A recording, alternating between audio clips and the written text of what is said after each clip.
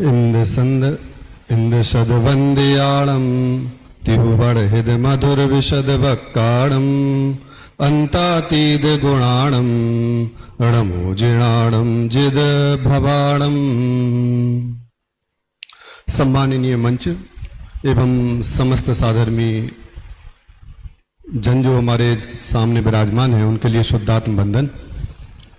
आज का जो विषय मुझे दिया गया है, कलिकाल सर्वज्ञ आचार्य कुंद कुंद देव एवं उनकी आध्यात्मिक क्रांति।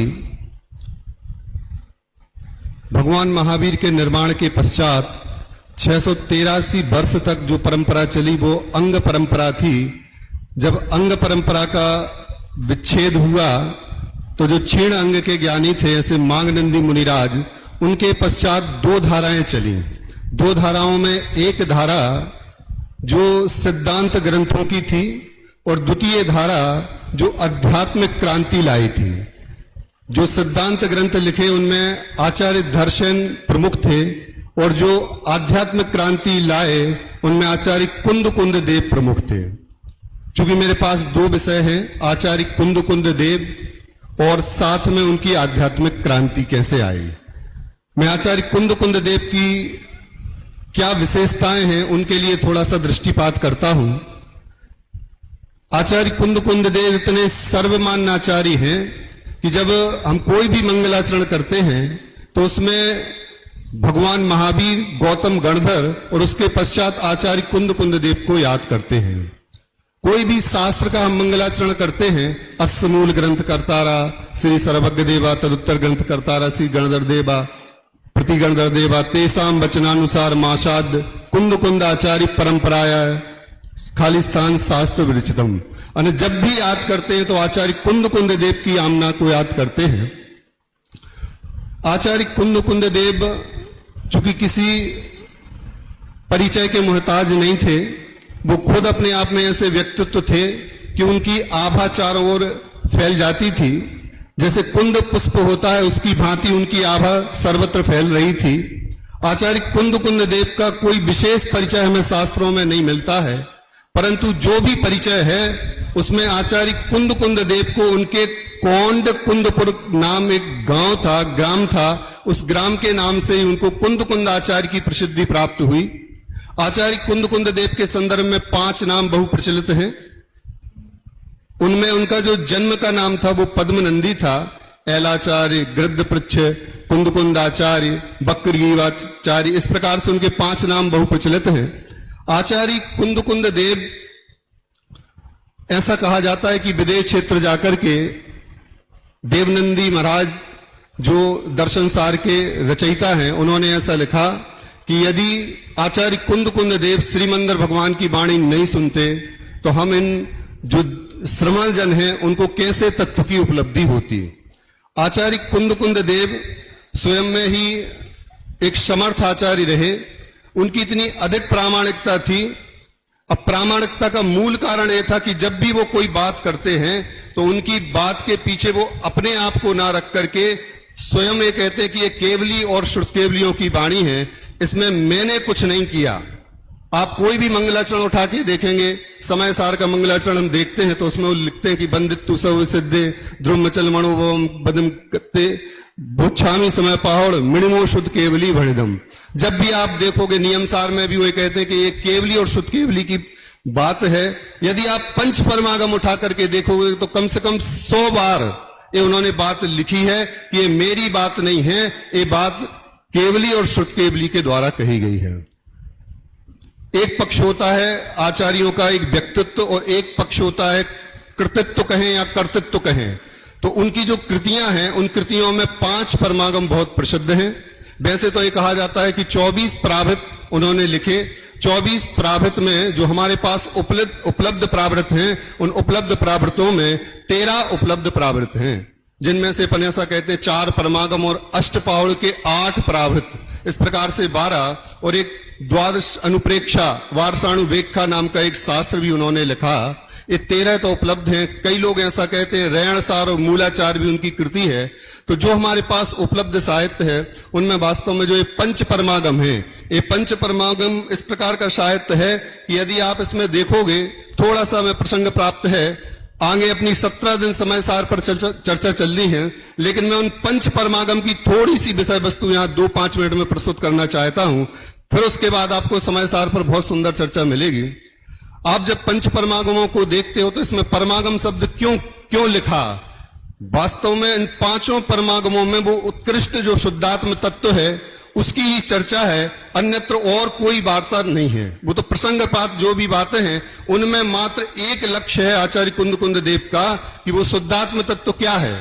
अध्यात्म की परिभाषा ही है कि आत्मा को जानना, पहचानना, उसमें रमण करना, उसका नाम अध्यात्म है। इसलिए वो पहली शताब्दी से ही एक ऐसी अलख जगी जिसमें एक आध्यात्मिक क्रांति की उत्पत्ति हुई। ये 5 परमाणुओं का मैं थोड़ा सा सामान्य परिचय आपको देना चाहता हूं। जब आप समय सार को देखते हो तो समय सार में 10 अधिकार हैं। उन 10 अधिकारों में आचार्य कुंददेव 415 गाथाओं के माध्यम से उसको पूरा डिवाइड करते हैं।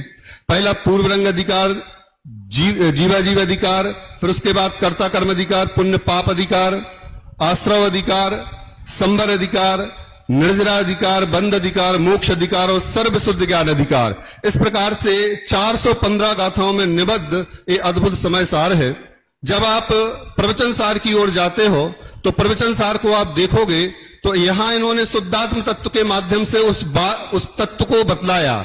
और जब आप प्रवचन सार को देखते हो तो प्रवचन सार में उन्होंने उस वस्तु तत्व को दिखलाया जिसको उन्होंने 3 अधिकारों में विभक्त किया। उसमें भी 3 अधिकारों में 275 गाथाएं उन्होंने निबद्ध की। पहला अधिकार जो है वो ज्ञान तत्व प्रज्ञापन अधिकार, जिसमें उन्होंने 92 गाथाएं लिखी। दूसरा अधिकार ज्ञेय तत्व प्रज्ञापन अधिकार, उसमें उन्होंने 108 गाथाएं लिखी।